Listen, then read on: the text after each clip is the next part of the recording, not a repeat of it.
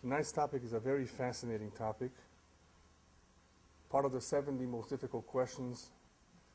Torah min Hashem. How do we know that the Torah is divine? How do we in fact know that Hashem, God, gave us the Torah? It is a very important question in our generation because up until 200 years ago, it was obvious. It was accepted. The reason why it was obvious is because logic dictates that once you agree that there's a creator to the world, that he must have left behind Horaot Yatzran, instructions. Just like you have a manual of instructions when you buy a piece of equipment. You know, this beautiful world is designed for a purpose. Once you agree that there is a creator, then didn't he leave behind instructions? Especially instructions for the Jewish people who are supposed to have a unique mission. Everyone in this world, every part of the creation is important, including those who are not Jewish. They have their own mission, and they also have a set of instructions. But we claim we have 613, which is incredible for one to think that this was man-made. You know, who would try to invent such a cult, if that's what it is, and expect people to comply with it?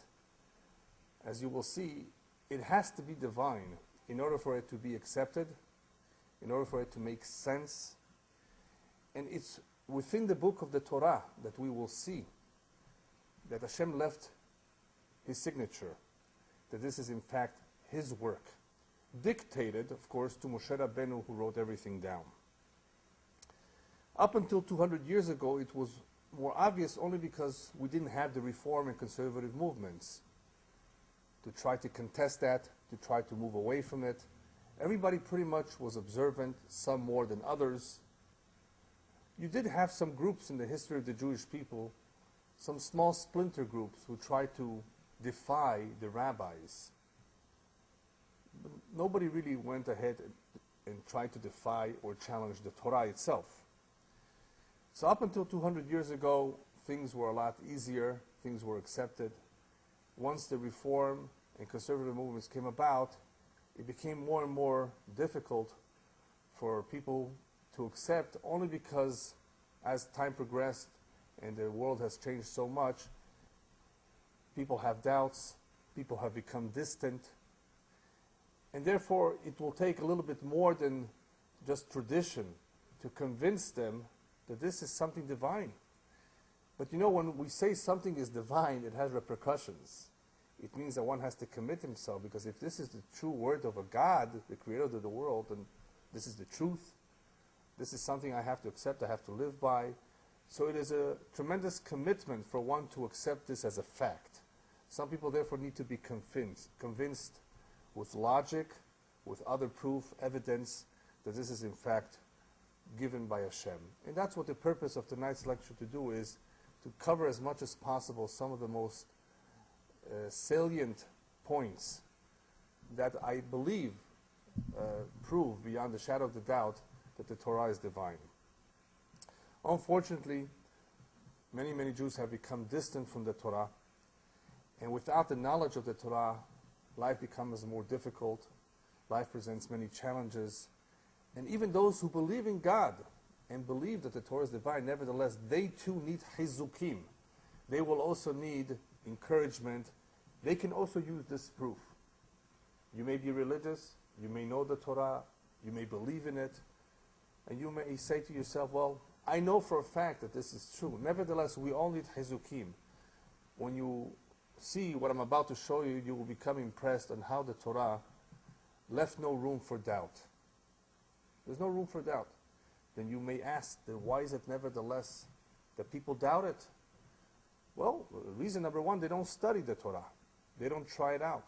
I have no doubt in the world that anybody who takes it upon himself to try to find out the truth, he will discover the truth, he will realize it's all true. But it takes a certain amount of work and effort to study, especially if you were deprived of this. You went to public school, you weren't spoon-fed this, so you're not used to it. But if you do so, our tradition is very, very clear about those who embark on this journey to discover the truth will find the truth. There are those, however, that try to run away from the truth. And very soon when we celebrate Pesach, we will be talking about 4 types of personalities. 4 children keneged arba'a banim dibra Torah. You have the Chacham, the wise one. You have the Rasha, the wicked one. You have the Tam, the naive, or the simpleton. Then you have the She'eno Yodeh Lishol, the one who does not know even how to ask questions. The Chacham, the wise one, the knowledgeable one, will figure things out. What he does not know, he will ask. The Tam, the naive, the simpleton, if you teach him, he will accept it. She'eno Yodeh Lishol, one who does not know how to ask a question, requires more effort on our part. Get him curious. Get him interested, and he too will join in believing, in accepting. But there is one of those 4 who's called a Rasha. He's called wicked. He's called evil. Rasha. There are people out there who are pretty much in that category. Evil people doesn't mean that they're going to commit acts of evil, but they don't want to know anything that has to do with the truth. They don't believe there's such a thing as the truth. They try to run away from it. And as I've said many times before, part of the reason, the psychological reason, lies in the fact of what the Meiri, a great rabbi, said many years ago, Shahamet hi kveda. The truth is something very heavy. V'lachen noseahem muatim. Those who are willing to carry it, to subscribe to it, are very few. Truth is heavy. It requires commitments. Once you know what the truth is, you can't just fool around and do anything you want. You're accountable for your deeds. It means all of a sudden that life has responsibilities. Life has a purpose. There must be instructions, therefore. I just can't do what I want. I can't just fool around. That's why not everybody is so eager to know the truth. There is a group of people who are very smart, very intellectual, who attempt to challenge those who try to prove the Torah's veracity. They take everything apart. You will find books like that. Just like there are books to prove the Torah, there are incredibly some people out there, some books that they wrote, that try to do just the opposite. To prove that there is no God, Chas v'Shalom, that there's no purpose at all. And you wonder yourself, these are intelligent people? How could it be? I just finished saying, yes, they have an agenda. They may not admit it. But as one scientist says, you will have scientists who go out to discover something, and they will discover. And what will they discover? They will discover that which they set out to discover, what they want to believe. Of course, they will set out to discover, and they will discover. But what will they discover? What they've already made up their mind. What they want to believe. And if that's how somebody begins his discoveries, if that's how somebody begins his research, and he's not open-minded, then of course he may discover something, but it will be what he thought all along was the truth, not the ultimate truth. So there will be, as they called, Bible critics, who will try to prove to you, and they're very knowledgeable, they've studied the Torah, that everything else that was written is not accurate. They find fault in everything, almost everything. And some of it is correct. We all make mistakes. Maybe things needed to be elaborated more, clarified, and they were not done. But they, of course, will reach the wrong conclusions because they set out to reach the wrong conclusions. Therefore, it is important to bring to everyone's attention certain evidence and certain proof that the Torah itself lays out. And if one is honest and sincere, then hopefully this will be convincing enough.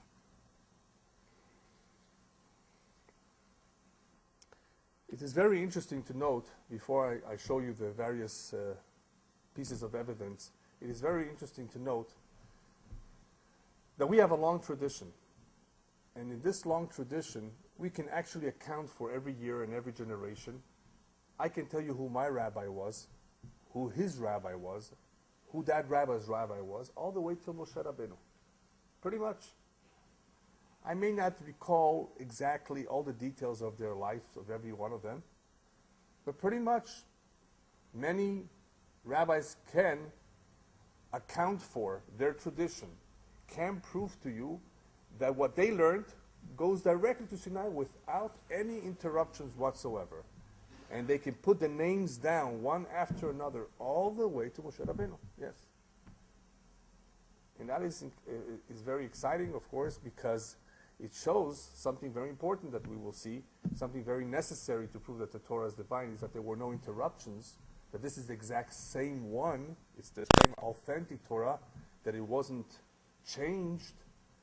We need to have certain measures in this Torah that will safeguard it, because you may say, okay, it was once true, it was divine, but people changed it around. After all, most books in the world may deviate somewhat from their original. Many versions come out, and over time, people, have a whole different version in front of them than what the original looked like.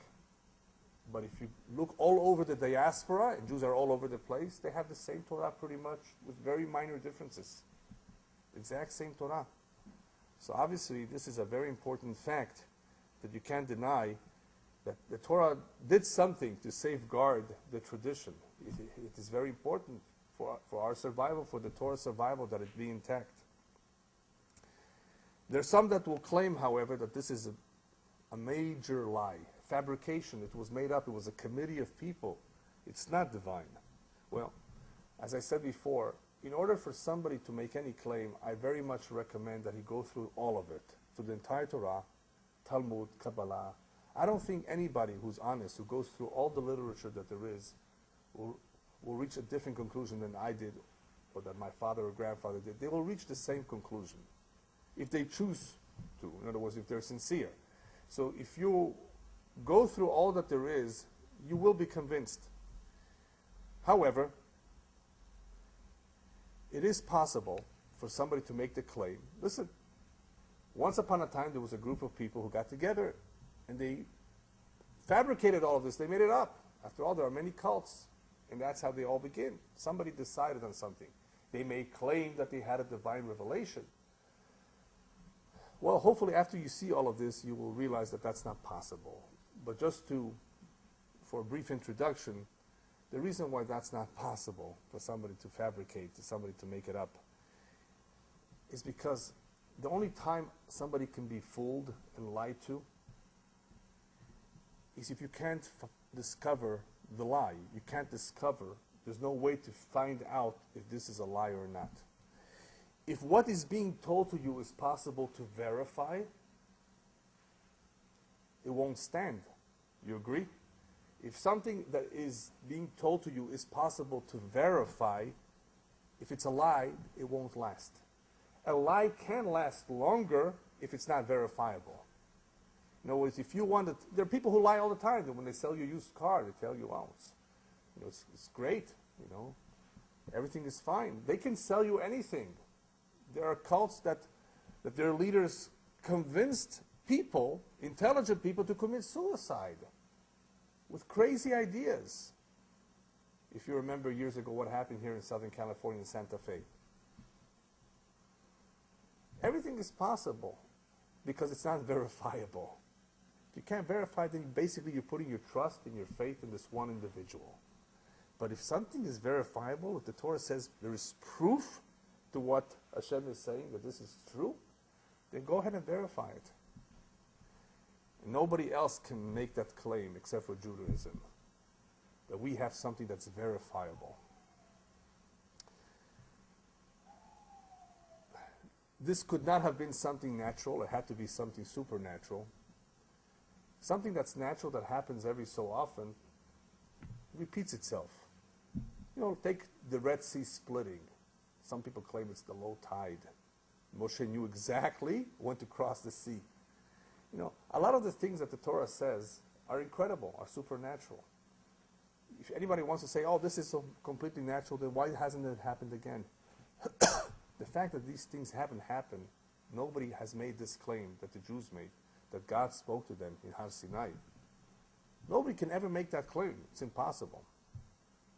Therefore, it's not something natural. It's not something that can be easily duplicated. To finish off with the introduction, one of my favorite criticisms of those who nevertheless do not want to espouse this idea that the Torah is divine is as follows. They must be very arrogant to make the claim that they know better, they're more enlightened than their parents, grandparents, great-grandparents, and all the generations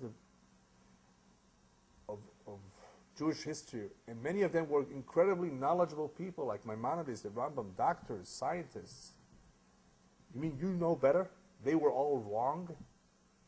They were all lying? Or they were all naive? Or just ignoramuses?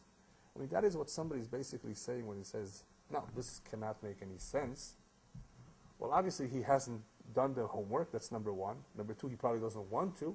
And number three, there may be a certain amount of arrogance in his nature because he's basically saying everybody else before him was naive or was lying. And you know that cannot be so true because you cannot easily deceive the Jewish people. They are very stubborn people. And they were willing to die for this.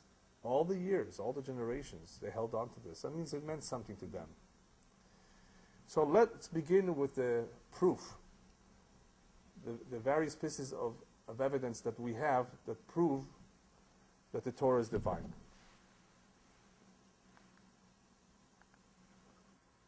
Rambam says that it is incumbent upon the Jew not to just believe blindly, but to discover it himself, to be convinced. Leida, our emunah, our faith is not just because we believe. We know it for a fact. Certain things we believe because they're about the future, like Tchiyat HaMetim, that the dead will rise. But our basic belief is to know. So this is very good, because we will, B'ezat Hashem, at the end of this lecture, know for a fact that the Torah is divine.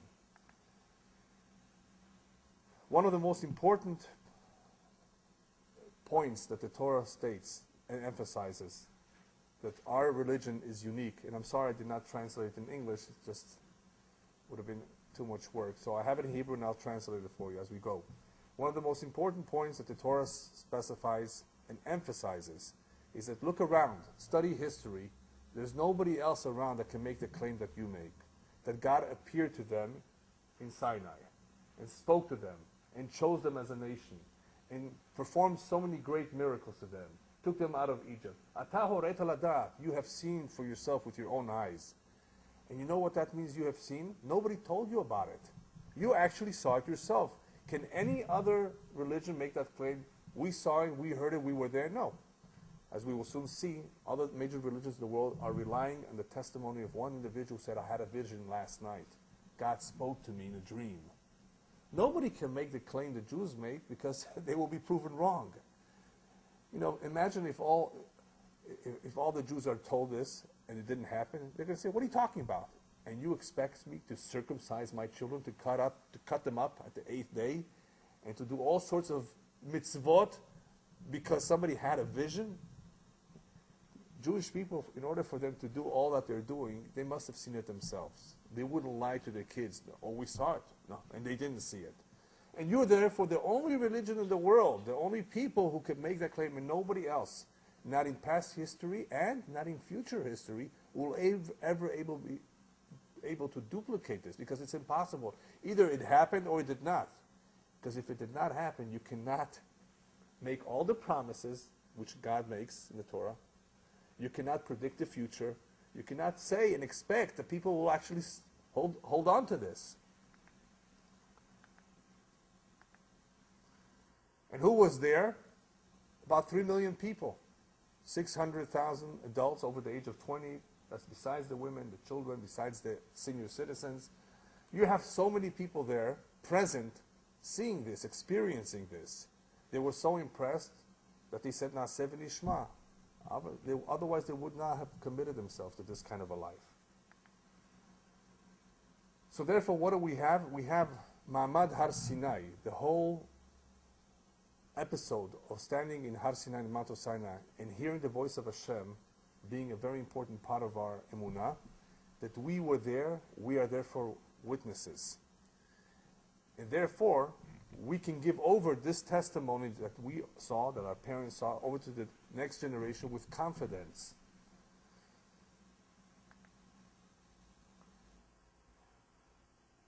Now, the Rambam goes one step further and says, don't think that Moshe was the one that convinced the Jews, that he proved it to them by doing all kinds of magic tricks, which he did.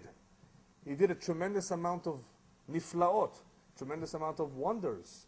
But don't be misled that it was the wonders that convinced them, because you may be. Why? Anybody that performs a miracle, maybe he's a magician, maybe he's using witchcraft, that in itself can never be proof. There have been a lot of false prophets who have used all sorts of means to convince people that they are real. They can walk on water. They can heal the sick people. And they use Kabbalah and all sorts of means to convince people. Therefore, for us, this was not proof. The major piece of evidence, the major proof for us was that we heard the voice of Hashem. Say, Anochi Hashem Elokecha, I am your God. We heard his voice. He gave us the 10 Commandments. And later, of course, Moshe Rabbeinu taught us the rest of the Torah. So it is very important to keep this in mind. People, human beings, are capable of convincing others, of lying to others, of convincing them because they use witchcraft, they use all sorts of means to convince. Our religion is very different because we saw, we heard firsthand, and it was Hashem himself. It was first-hand testimony, it was his voice, and it was not therefore the miracles that Moshe performed. Torah, in order to safeguard that this is real, puts a very important clause that I wish the Reform and conservatives would read it. No changes allowed. The book is sealed. Because some conservatives say, no, you have to change with the time. You have to adapt to the times. No. Lo tosef alav velo tigra mimenu is a commandment that you cannot remove, you cannot add. The Torah is what it is for the rest of times, till Mashiach comes and after. No changes allowed. What is this for? To safeguard the Torah, that nobody should ever claim and say, well, the time has come to make changes.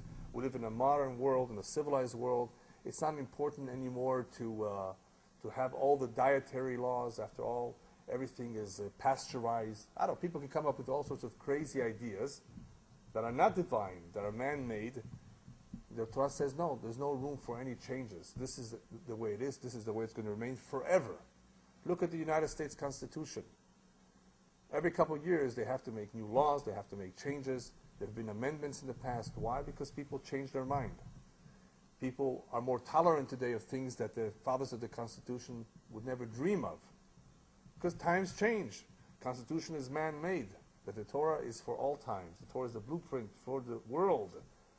And therefore, it cannot be changed. It cannot be a human being. Very important clause. Rambam goes on to say that this is a very, very important part of our tradition, that if anybody does attempt to make any changes, you will know that he's a false prophet. And the Torah predicts that there will be such individuals who will try to mislead you. Just know that he's a Navi Sheker. He's a false prophet, and the Torah is telling us that false prophet will die. That false prophet will not succeed in the long term. In the short term, yes, people get misled. People are gullible. People are very gullible. But in the end, be strong and remember what I'm telling you beforehand. The Torah says so. And the Torah meant it, that this will be forever. No changes allowed.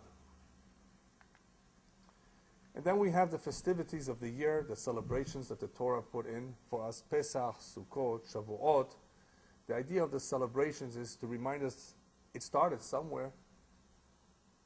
Ask somebody who's not religious, totally not religious. By the way, do you celebrate Pesach? Do you say, oh, Pesach is beautiful, it's great. When did Pesach begin? Did you have Pesach last year? Well, of course I had it last year. Did you have it 2 years ago? Yes. Did you have it 10 years ago? Yes. Well, when did it begin? Well, obviously when the Jews left Egypt. All of a sudden he's telling you, he's admitting to you that this did happen. Then why are you picking what you want to believe and what you don't want to believe? That's what happens to many people who are not religious, who are not atheists completely, but who are simply not observant. They are picking what they choose to believe in. And here they're saying this is not true, it never really happened, but here they're celebrating themselves, something that happened so many years ago. Part of the idea of celebrating the holidays is to remember, to have the memory of what happened in the past, the incredible miracles that occurred in the past, the Yad HaElyonah, the Ashgacha, the divine providence, over us that continues to be with us, that we should remember that it's still there. A very important part of our tradition that reinforces that everything that has happened in the past has been given down generation after generation. And when did it start? In the very beginning. Nobody just came up and decided, you know what? Hey guys, once a year, no bread for 7 days. Bitter herbs. 4 cups of wine. What does this have to do? Why? Why would he make up such a story? Because our forefathers left Egypt. Who would buy it? Why should they buy it? It's hard. So this is to remind us that this in fact did occur, and that is why we celebrate it. There's also an emphasis, and that emphasis is in Shema Yisrael, that we say various times a day, of giving over that which we know to our children. Avarat HaMasoret, giving over, transmitting that which we know to our children, is a very important part of Jewish tradition. Parents who cannot do it, who cannot or do not have the time, would hire a teacher. That's why the Jews were always known as the people of the book, because they needed to be learned, they needed to be well versed, otherwise they would become detached, something very, very dangerous for the Jew, to be detached from his Torah, from his tradition. So fathers are being told, talk about it when you're at home, talk about it when you're on the road. Teach it. Don't detach yourself from the Torah. This is yours. And this is for your children to keep and for your grandchildren. And the only way to assure that they will follow it is if you teach it, if you transmit it to them.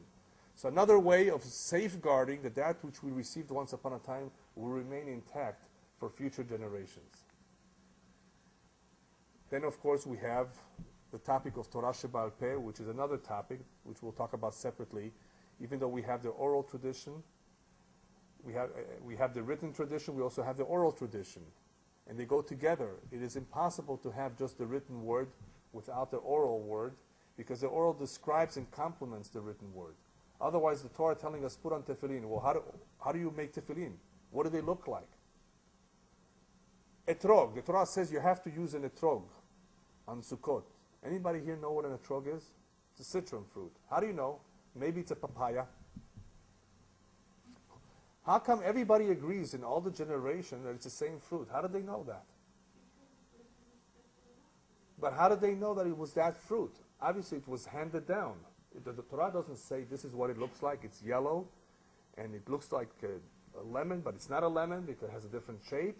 What about all the details of what disqualifies an etrog? All of that is in the Torah Sheba'al Peh. You have to have a Torah Sheba'al Peh. You cannot have one and not the other. Tefillin and etrog, just two examples that have details that without the Torah Sheba'al Peh, we would not be able to know how to perform the mitzvah, how to make the tefillin, etc. Anybody know what the Mayflower has to do with Judaism?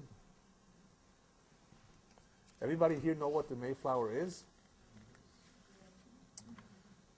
Some people did not like England. They still don't. And they came over to this country. They were called the Pilgrims. And they established a new government, a new place, a life free of British rule. That's what, at least that was their aim. They were very thankful to come to this country. And this happened about 300 years ago. And most American children know that this happened. That's pretty much all they know about it. David Ben-Gurion in 1947 appeared before the United Nations Commission that was wearing the Jewish and Arab claims as the mandate of the British was ending. And Ben-Gurion used the Mayflower in convincing the world that the Jews have all the rights to Israel. And this is what he said. I'm going to translate for you. 300 years ago, a ship called the Mayflower left for the New World. Is there a single Englishman who knows the exact date and hour of the Mayflower's launch? Do they know how many people were in the boat, their names, what they wore, and what they ate? And he contrasted this record with that of the Jewish people. More than 3,300 years before the Mayflower set sail, the Jews left Egypt. Any Jewish child, whether in America, Russia, Yemen, or Germany, knows that his forefathers left Egypt at dawn on the 15th day of Nisan. Their belts were tied and their staffs were in their hands. They ate matzot and arrived at the Red Sea after 7 days. And until this very day, we all celebrate Pesach. We all talk about it. Every Jewish child knows this. Big difference between the American child and the Jewish child concerning their history. I gave you a brief introduction as to the strength of our tradition based on how we've kept it for so long, how it was not changed, it was not altered, it could not be changed. Let's take a look a little bit at two other very important religions in the world. Christianity, how does Christianity begin? Basically from one individual, not Yeshua himself, because most of Christianity was documented, indoctrinated, and developed after Yeshua's death by one of his students, Paulus. Later on, it was accepted by the Roman Empire. And the same thing with Islam. It started with one man, one individual, Muhammad. And we're not going to get into all the details in the history of how they all evolved. But what's interesting about them is two very important points. They all began with one individual, no testimony of millions of people standing in Har Sinai and hearing the word of Hashem. One man. One man. And you may ask yourself, how did this one man convince so many people? You know how many Muslims you have today? Over 1 billion, I think. And how many Christians or Catholics? Even more than that. What happened? Well, in the very, very beginning, the reason they were successful is they used the koach hazroa, jihad, the sword, whether it was Christianity or Islam, the same thing. That's the only way they can succeed. We're talking about a pagan world of Delilim, all these years, all these people, pagan. In order to get them to change their ways, and what does Christianity have so much? Do they have 600 commandments? Does Islam have? No, just 5. What's the big deal? They still had to use the sword. They still had to use force and coercion. And all this from where? From one individual who said the time has come to change. Either it was a vision, a revelation, or whatever it is, a man who performed some miracles. And look what happened. People bought into it. But they bought into it by force, not on their own, and there's no testimony whatsoever. People were not present. It's not verifiable. How can you verify is it true or not? Is there any way anybody can verify this? Today, after many years, people who are smart, people who examine the records will find all sorts of contradictions and problems and weaknesses with this tradition. But the point that I want to emphasize is look at the difference between this very important and popular religions that actually come from Judaism. A lot of what they say comes from us, so that's a very interesting point. If anything, Judaism gave them a jump start. And people bought into it because they were basically lied to. Hashem said there will never be a new Torah. It will not be changed. So if any missionary ever comes and tells you, and many of them attempted to speak to me, and I can argue with them on many aspects and many points, but it's useless. I use one which I like the most. You claim that God changed his mind? Well, I have an idea. You know, the first time he appeared to us, it was Bekolot Ubrakim, with tremendous thunder and fire, and everybody heard his voice. Don't you think it would only be right for him to do the same thing over again if he changed his mind? He hasn't done that, and he will not do that. He said he wouldn't. He wrote it himself. You cannot change it. I will never do it. This Torah will not be changed. You claiming something incredible, that he changed his mind, that he has a new Torah, well, the burden of proof is on you, and they can't prove it. It's impossible. Hashem said so, and he did not appear again. Every cult out there, no matter who you choose, from India to Alaska, it's one man. We're the only ones. Tahoret aladat. And when did this happen? We know exactly when it happened. 3,320 years ago, On Shabbat, the year 2448 from creation, this is when we stood there and heard personally the voice of Hashem telling us, Anochi Hashem Elokecha, Asher Hoteticha Me'eretz Mitzrayim. This particular book, the Torah, is a sealed book, and it contains tremendous amount of knowledge. As I said earlier in the introduction, that leave behind Hashem's signature, that this is in fact a divine book, not an ordinary book. There is knowledge that no human being could have had. There is control over nature, because Hashem says, listen, if you follow my word, everything will be just right. If you don't follow my word, you're not going to have rain, you're going to have war and famine and trouble. So this book contains Hashem's signature, because basically he's making promises that basically demonstrate that he has control over nature, that he has incredible amount of knowledge about the world, that he knows the future, that he knows exactly what will happen with people. And on top of that, we have also backup. We have backup information from archaeology that proves that what in fact happened in the Torah is real. The Torah is not documenting just somebody's fascination, what somebody thinks happened. A lot of people think they know what happened, but they don't know for a fact. They don't know 100%. It could be easily disproven later. Archaeologists, when they discover something, they have ways of telling, but they don't know 100% for sure. But if archaeologists are discovering things that the Torah says, well, everything fits just right.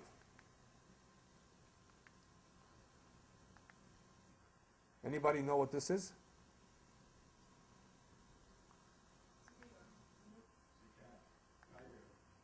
This? That? This? Now you know what it is. There's a saying in English that the whole is greater than the sum of all its parts. You heard that? The whole is greater than the sum of all its parts. Hashalem yoter misach kol chalakav. And what that means is that I've just showed you a few little bits and pieces. But now you're going to see incredible pieces of evidence, additional information, that once you see all of it, then you begin to appreciate it. If you take it apart little by little, you may not see, you may not understand. You may say, oh, this is very nice and it's impressive, but you still don't know for sure. Once you see everything, as much as we can see, then you begin to appreciate that it is true indeed. So let's begin with some points that people have made, Bible critics. Moshe Rabbeinu convinced the Jews. After all, he was a charismatic leader. He was a great orator. Imach Shemo Hitler, remember him? He convinced millions of Germans to do something crazy. So maybe, le'avdil elef avdalot, maybe Moshe Rabbeinu was like that too. Interesting idea, no? Maybe Moshe Rabbeinu was somebody like that, an orator. Kvad peh. Moshe Rabbeinu himself says, the Torah records it, he has a hard time, he stutters. He's not a good talker. He's not a good speaker. He's not good at convincing. He couldn't sell anything. And he's the leader. He's the redeemer. He's the one that's chosen. He couldn't convince on his own. Then you have a stubborn nation. They're not gullible. You know, some people are naive. Yes, sir, whatever you say. Definitely, for sure. Am Kshe'orev, how many times do we see in the Torah that the Jewish people are stubborn people? You think they're going to accept 613 commandments just like that? Without any proof? Without knowing for a fact, with certainty, that this is real? Am Kshe'orev, this is a tough nation to sell, something like that. 613 commandments. A little later. Then, we're going to have some mitzvot that are going to be very, very difficult to keep. That if it's somebody human that is trying to convince them, they're going to rebel. They're being told to not work one day a week. Sorry, Shabbat is a day of rest. That can hurt their economy. But one day a week, I guess, is not so bad. What if it's a whole year? Shemitah and Yovel, this is a year of Shemitah. You know what would happen on the sabbatical in the 7th year? No work on the fields. Agricultural society, remember. There's no industry. No work a whole year, no planting. Well, how are we going to eat? How about Yovel? That's 2 years in a row. Yovel is the Jubilee, the 50th year. Not on the 49th and not on the 50th? Who's going to commit suicide? Any volunteers? Chaz Shalom. I mean, what's this? Am Ksheoref, a stubborn nation. You think this is something that people will agree to? You want to be part of the club? You don't work on the 7th year. A whole year you sit home, you don't work. Who would accept something like that?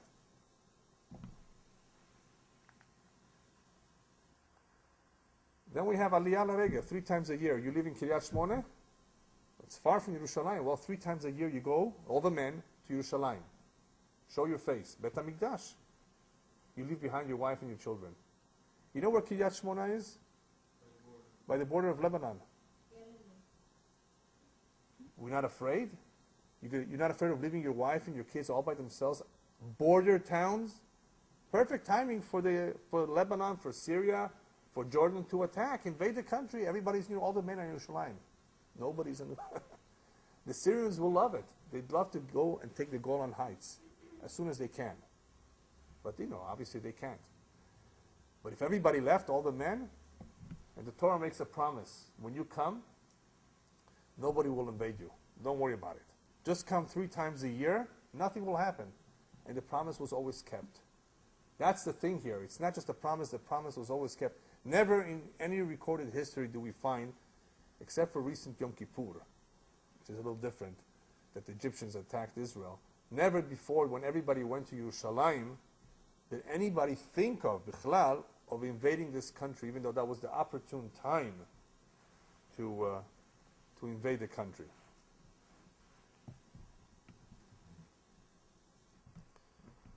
So this is a very important aspect of the Torah, because no human being can make such promises. No human being. How could somebody tell everybody, I guarantee this? If you don't work on the 7th year, you're going to have a bumper crop on the 6th year that will last for 3 years, because that's what Hashem is basically saying.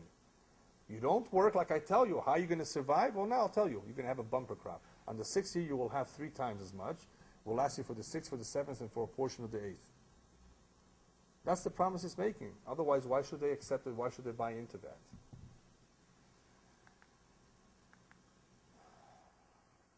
And this is very interesting. We have criticism. The Torah criticizes its own leaders, its own people. The Jewish people are criticized. The prophets are criticized. The greatest people in Judaism, many of them are criticized for their faults, for their mistakes.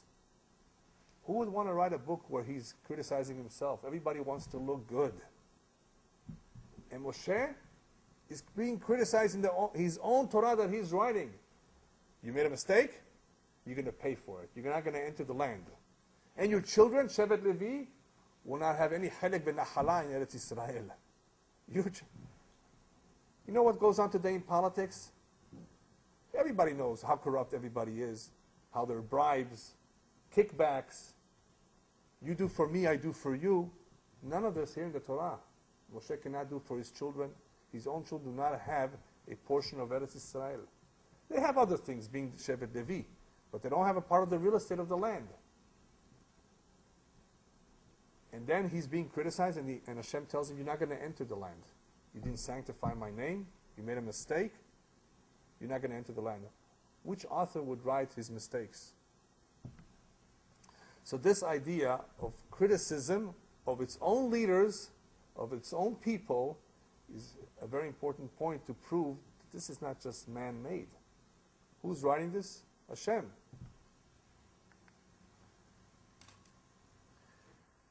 One of the next ideas that is being discovered more and more in our times because of computers are codes. I'm not going to get into too much into codes because this lecture is not about codes, but I just want to go briefly over some ideas. Because if this Torah is divine, this is the Word of God, then it could be that He embedded in this Torah a lot of information on a different layer. We are told that the Torah contains pardes, pshat, remez, drash, and sod, which means that everything that we read is not to be taken only literally, but that there's a lot more to it. A lot more that is insinuated in the text, that's called remez, a lot more that is elaborated in the midrash, which is called drasha, all the details that do not appear in the Torah. And then we have the sod, the Kabbalah, all the mysteries, all the things that are beyond our regular comprehension, that is left for the Kabbalah. But there are also codes. There's different kinds of codes. Rashet tevot, sofet tevot, gimatriot. Letters add up to various numerical equivalents. The beginning of the words, the end of the words. There's all sorts of codes that are to be found in the Torah. And some of these codes we were aware of before, and some of them we're only discovering today with computers. I'm just going to show you something that is very interesting. We know that the value of number 7 is very special. In Judaism, in the Torah, 7 is a holy number. There's a lot of things in the Torah that are 7. Sheva brachot, the 7th day of Shabbat, the 7 lights of the menorah, and so forth. There's a lot of things that are 7. And here we find, in the very beginning, the rabbis tell us, Lekamida de lo remiza be'orais, and everything is insinuated in the Torah. And we have the Rashi that says, Bereshit, B'shvil HaTorah shenikret Reshit Darko, B'shvil Yisrael shenikrehu Reshit Tvuot. In other words, Hashem created the world for the Jewish people and for the Torah. And if you look at the verse, Vaychulu HaShamayim ve'aretz v'chol tzeva'am, you will see a skip of 7 letters which make the word Yisrael. In other words, between the Yud and the Sin of Yisrael are 7 letters. Between the Sin and the Reish, between the Reish and the Aleph and the Lamed, you have 7 letters. Just very interesting that in the very beginning the Torah shows in a code the word Yisrael in a skip of 7. Then we have 7 patriarchs, Yitzchak, Yaakov, Sarah, Rivka, Rachel, Abraham, and Leah. And all that is also 7.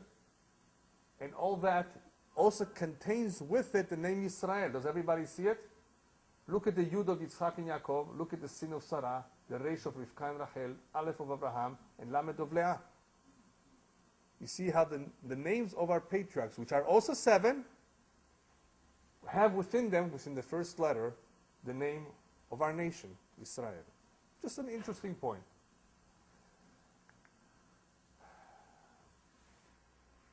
The very beginning of Sefer Bereshit, Shemot, and Bamidbar and Devarim have a skip of 49 letters with the word Torah.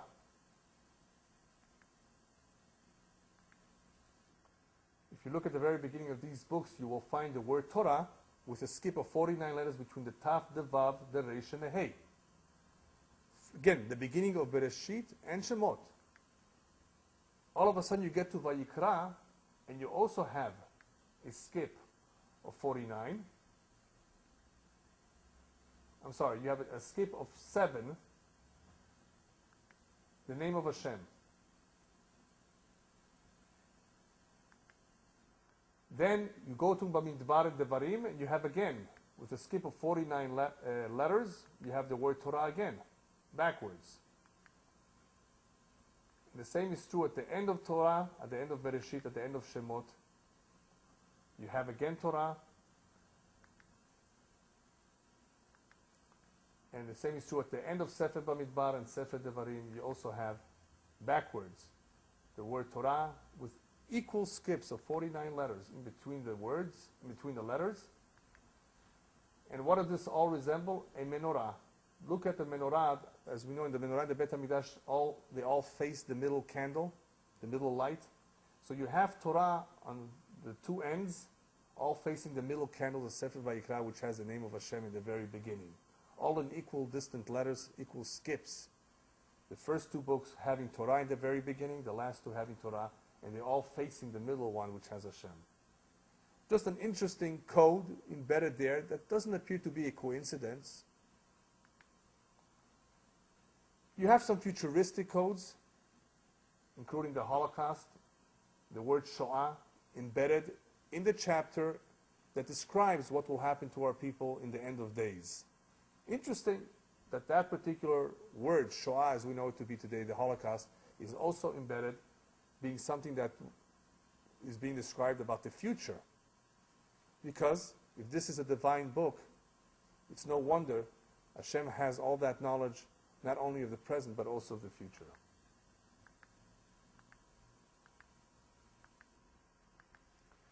Okay, now we're going to go over to additional pieces of information that prove that the book is divine. The rabbis bring down a lot of information that the non-Jewish world is only discovering today. They knew this years ago, thousands of years ago. Knowledge that they could not have known unless they received it from Moshe Sinai. The Zohar as well. The Zohar tells us certain things that nobody knew at the time that it was written, the non-Jewish world. How does he know? How does Rabbi Shimon ben Yochai know? How do the rabbis in the Gemara know certain things in all areas of life, unless they had this divine knowledge? I'm not going to go through all the information that they record, but just going to go through a few. They talk about the identifying signs, which is recorded in the Torah, identifying signs of which is a kosher animal and a non-kosher animal, about the shechita, about astronomy, the number of stars in galaxies, about the fact that the world is round, gravity, and many other details that they could not have known on their own. Archaeology, as I told you before, is a great support, because nothing that has been discovered today through archaeology disproves the Torah. If anything, everything that they are finding proves more and more that what the Torah writes and records, in fact, happened. And we're talking about archaeologists that are not Jewish or are secular, basically saying that everything that we've found so far just strengthens the record, the Jewish record, the Torah record, that this is in fact exactly what happened. Not the way the Chinese claim or the Indians claim, but that we have the exact record of all the details that happened. One of the most interesting pieces of information that I do want to share with you is a papyrus. A papyrus is a piece of parchment that an Egyptian, during the time that the Jews were in Egypt, recorded on his own. Make believe he was like a journalist, writing down, taking notes of what was happening. And if you compare what he writes to what is written in Sefer Shemot, for those of you who can read here, you will see that he's actually recording the 10 makot, the 10 plagues. There was blood in all of Eretz Mitzrayim, and he says, makot bechol haaretz, dam bechol makom. This is a translation of the Egyptian. Word by word, sentence by sentence, pasuk by pasuk, you can see that everything that he's writing is first-hand testimony of the makot. So this is not something that the Jews made up, that there were makot in Egypt. We have testimony given to us by an Egyptian who was there at that time. This papyrus can be seen today. It's in the museum in Holland. So we have a lot of archaeological testimony that proves and only strengthens what we already know that is written in the Torah. This topic of Nevuot Gashmu we already spoke about separately, and I'm not going to repeat it. Prophecies that already have come true in the Torah, whether it's the first destruction of the temple, the second destruction of the temple, that the Jews will be dispersed in the diaspora all over the world, right? All of these we've spoken about, prophecies that the Torah predicted will happen, including the more recent one, that the Jewish people, B'ezrat Hashem, very soon are going to come back to their homeland, that Eretz Yisrael once again will blossom. All of these are coming true as we were speaking. So prophecies that have come true also demonstrate that Hashem has tremendous control over what is happening over the world. And therefore, this book that he wrote is divine. In other words, it had to be that he wrote it. Who else would make prophecies? Who else would make predictions and take the risk of if anything fails to happen, everything that he said is false? And we have many predictions. Let's go over to a little bit of knowledge that no human being could have known or said. Recently, we read in Parshat Shemini about the kosher and non-kosher animals. For those of you who don't remember, there are two identifying signs of a kosher animal. If you're in Africa and you want to know what you could eat, well, the animal has to have split hooves and chew its cud. Right?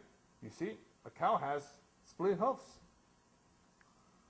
There are additional details in the Gemara about what makes a kosher animal kosher. In other words, there are additional signs that you can tell, but you'd have to open up its body. But you don't want to open up its body to tell, so therefore, you have to go by those two signs. Now, what's interesting is that the Torah tells us chewing its cud and split hoofs are two identifying kosher signs, but that there are three animals out there, only three, that also chew their cud, but don't have split hoofs. And who are they? The camel, the shafan, and the arnevet. Some say the shafan is the hyrax or the kani, and the arnevet is the hare or the rabbit. Now, these three, we know they chew their cud, and they don't have split hooves. But somebody might tell me, wait a minute, I've never seen a rabbit chew its cud. So I will show you the following. Chewing its cud does not necessarily mean that the animal has four stomachs, as some of them do, and because it can't digest its food the first time around, it has to bring it back up in its mouth and chew it again. Chewing one's cud could also mean something else. And that's what happens to the shafan and arnevet. They cannot fully digest the food the first time around. So therefore, what do? It comes out from the back as excrement in pellets. They look like pellets. And they go ahead and swallow it again and chew it again. And this time around, it stays in their system. So the chewing of the cud of the shafan and the arnevet is somewhat different than the regular chewing the cud. That is why perhaps the Torah chooses to point out this. Don't be misled. In other words, the Torah could have said, well, they don't have split hooves. No, the Torah says, no, they chew their cud. But it's not exactly chewing their cud either. Some of them don't exactly chew their cud like you think chew the cud is. But they don't have split hoofs anyway, so you can't have them. And then, as you can see, the camel does have a little bit of a split, but it's not shosat, shesa. The split does not go all the way through, like by a deer or a cow or a goat or a sheep, completely split in two. So these are unclean. And then we have the little piggy. He's the only one who has split hoofs, but doesn't chew its cud. So he's the other way around. He has one, but not the two, and he's also unclean. Tameh. You can see it. Split hoofs completely. Now, the Torah does list a whole bunch of birds that are unclean. And the rabbis tell us that because the unclean birds are mentioned, they are the minority. The majority of the birds are clean, and we have a masoret, a tradition that's written in the Gemara as to what the kosher birds have to have. Okay, I'm not going to go into that right now. Basically, the birds of prey are not kosher. But animals, beasts, that have two or none or one, that is something very, very clear, right? What's so clear about it? What's clear is that you only have four exceptions. Four exceptions that have one and not the other. That means the Torah is saying two things by that. Number one, there's only four in the entire world that only have one and not the other one. Therefore, the second point is, if you're ever in Africa and you see an animal that has split hoofs, but you can't check to see if it chews its cud. You're afraid to put your hand into the mouth. You don't have time to wait to see how it eats. But you see it has split hoofs. Could you have it? Could you eat it for dinner? It has split hoofs. The rabbis tell us as long as you can identify a pig. If you can identify a pig and this is not it, there is no other animal in the world that has split hoofs and is not kosher. Everybody understand that? All animals that have split hoofs are going to be kosher except for one, the pig. It has split hooves, but it doesn't chew its cud. Therefore, if you see an animal and you see the split hoofs, as long as you know it's not a pig, it's kosher. The other way around. If you see an animal that chews its cud and somehow you can't tell if it has split hooves, as long as it's not a camel or a shafan or a nevid, you can have it. Because there's only 3 out there that can chew their cud and that are not kosher.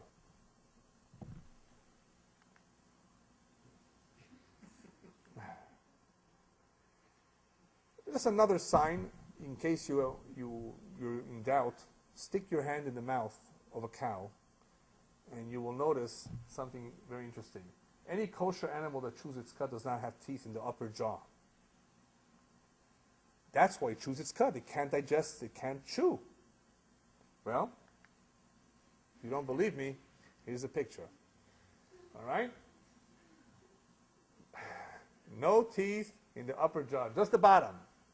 So you can put your hand in, it won't bite so hard. Don't worry, not too hard. Huh? They're not predators, no? No teeth in the upper jaw. Something like that. Yeah. But look at the horse, right? The horse has teeth in the upper jaw and in the lower jaw. Okay. The commentaries explain from all of this that I've just shown you that only somebody who created the world could make that claim. Only one who knows everything in his world can say that there's only 4 and nothing else. Only he can make it.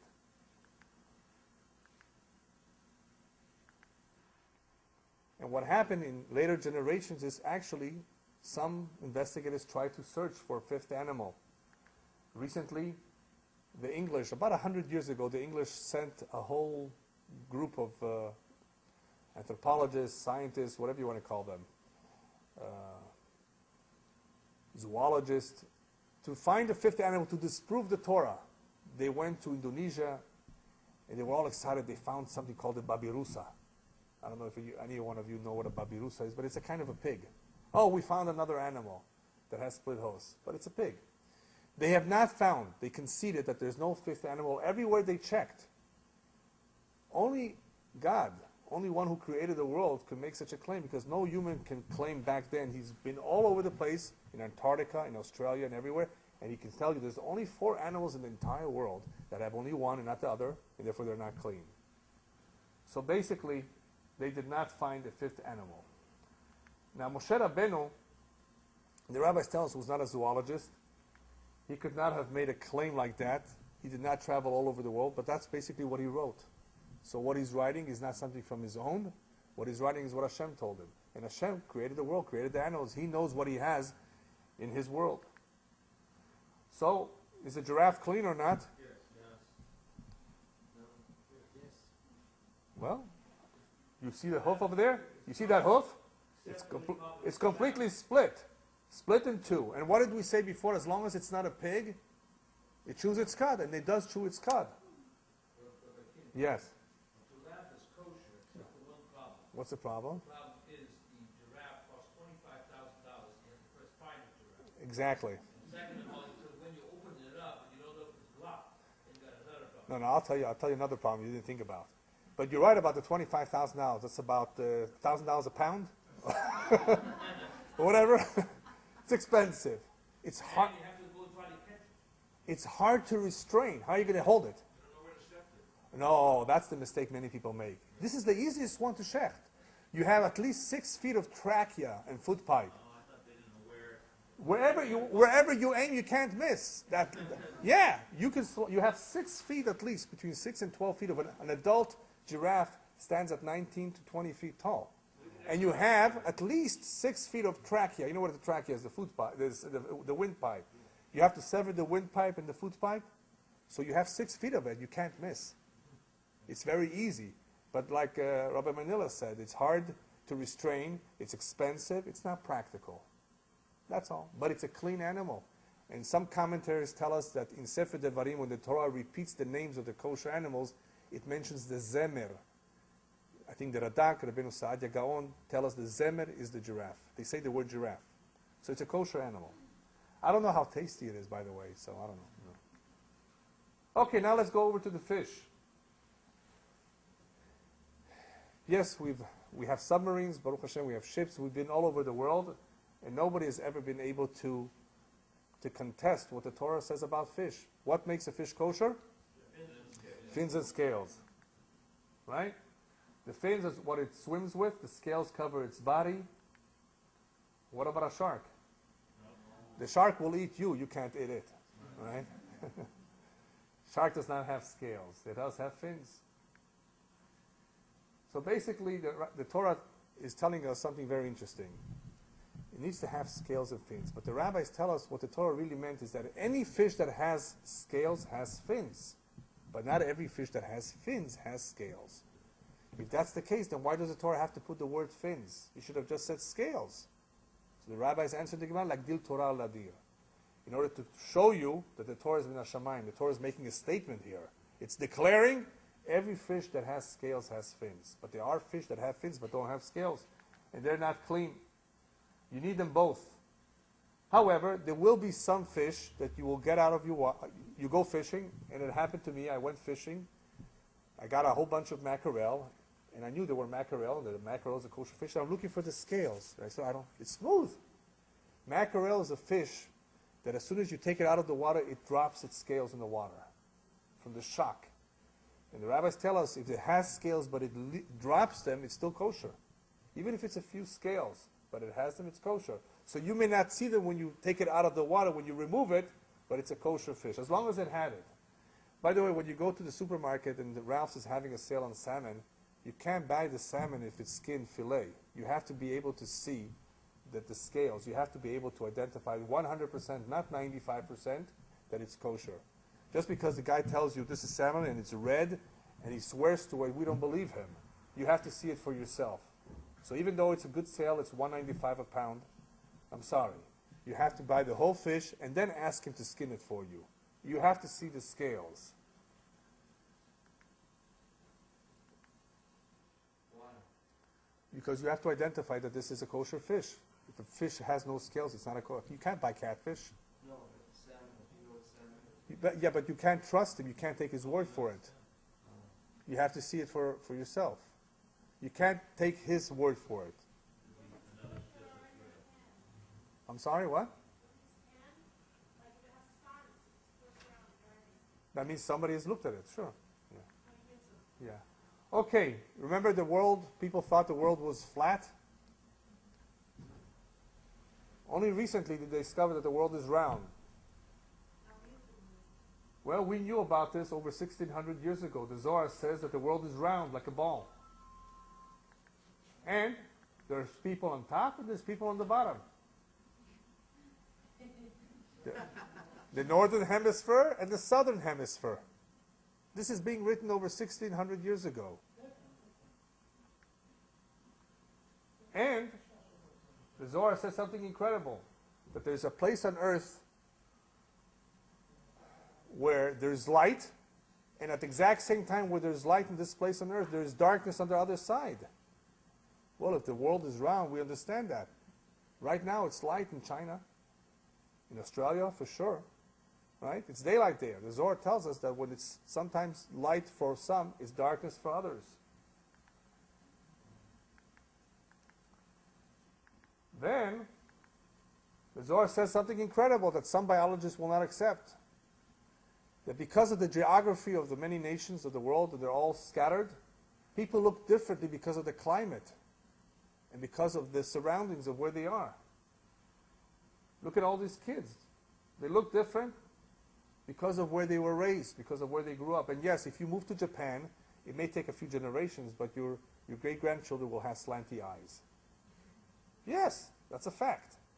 That's what the Zohar says, and the Gemara says so, and some biologists will have a hard time buying this, but it has been proven. It has been proven because a lot of American Jews born in this country, the shape of their skull is different than the shape of the skull of their ancestors in Europe. Just a couple generations, the shape of the skull is a little bit more rounder, whereas in Europe it was a lot more square. If you put up against this wall a Jew from Russia, from Ukraine, from Poland, from Italy, from Yemen, I'll tell you where they're from, just by looking at them, without speaking to them, without hearing their accent. Because people look different and they did not intermarry. They've been there for the last 2,000 years, or whatever they've been. No intermarriage. How could that be? Why do they look different? Because of where they were raised, especially if they were there several generations. The climate and the geography affects our looks. The Zohar also says that there's one place on earth where you have very, very, very little darkness. Most of the day is light. Anybody know where that is? The poles, the north and south poles, depending on the time of the year also. You know, you basically have the sun either shining there most of the time or not. And therefore you have very little time for darkness. How does the Zohar know this? Where does the Zohar get all this information from? It's all divine.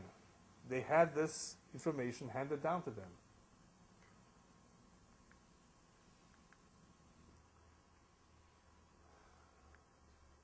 And this is the last point I want to talk about. Very interesting picture. For those of you who can't understand what's going on there, there appears to be a contradiction. This is an example of a Baal Teshuvah, where he still has the earrings just about everywhere, but he's wearing the tefillin. One of the greatest prophecies of all that we're actually living through today and experiencing is that V'shavta Hashem Elokecha, that Am Yisrael will return with Teshuvah, and that is also in a code. That is also written in the code.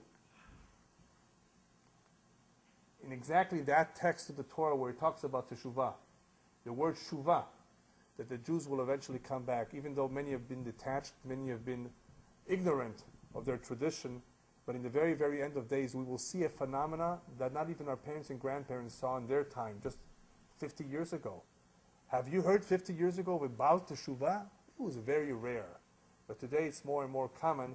The Baruch Hashem, HaKadosh Baruch Hu made that promise that even though his children, unfortunately, because of the galuyot, the diaspora, because of the persecution, because of everything else, they've become so distant and detached, nevertheless, they will come back. And when they start coming back, this is the sign that B'ezrat Hashem, we're going to be seeing Mashiach very soon. Thank you very much.